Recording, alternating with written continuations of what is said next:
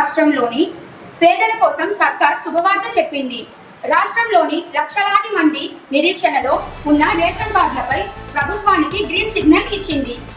పౌర సరఫరాల శాఖ ద్వారా కొత్త రేషన్ కార్డులు జారీ ప్రక్రియను వేగవంతం చేస్తూ ఇప్పటికే వేలాది కుటుంబాలకు మే నెలలో ప్రయోజనాలు అందేలా చర్యలు తీసుకుంది.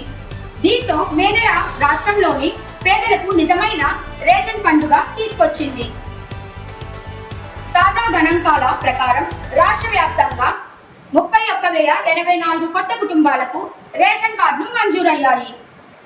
వీటి ద్వారా 93,584 మంది సభ్యులు లబ్ధిదారులుగా గుర్తింపు పొందారు.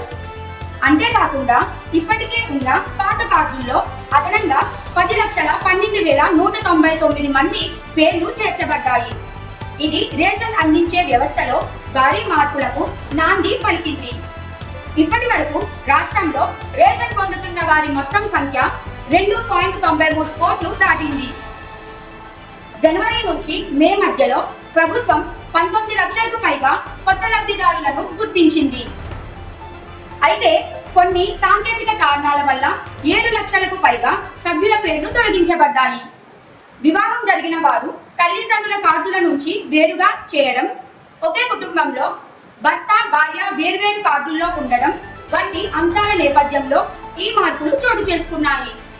చివరికి నికరంగా 12 లక్షల మందికి కొత్తగా రేషన్ అందనుంది.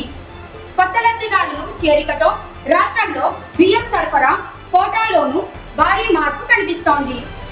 జనవరిలో 1.79 లక్షల టన్నులుగా ఉన్న బియ్యం కోటా మే నెల నాటికి 1.86 లక్షల టన్నులకు పెరిగింది.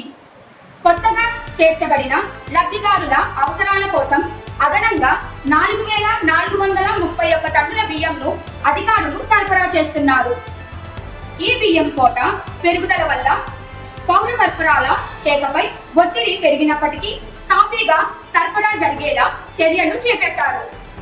ప్రస్తుతం రాష్ట్ర వ్యాప్తంగా ప్రజల నుంచి వచ్చిన దరఖాస్తుల్లో ఇంకా 3 లక్షల దాకా పెండింగ్ లో ఉన్నాయి. వీటిని దశల వారీగా పరిశీలించేందుకు అధికారులు సిద్ధమయ్యారు.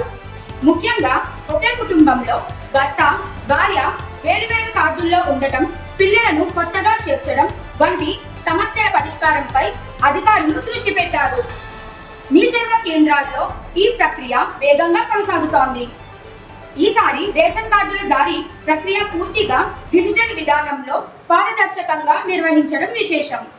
కొత్తగా జారీ అయిన కార్డుల సమాచారం, సభ్యుల చేరిక, తొలగింపు వంటి వివరాలు ఆధార్ ఆధారితంగా నిల్వ చేయబడి ఏవైనా భవిష్యత్ సందేహాలు వచ్చినా వేగంగా పరిష్కరించేలా ఏర్పాటు చేశారు.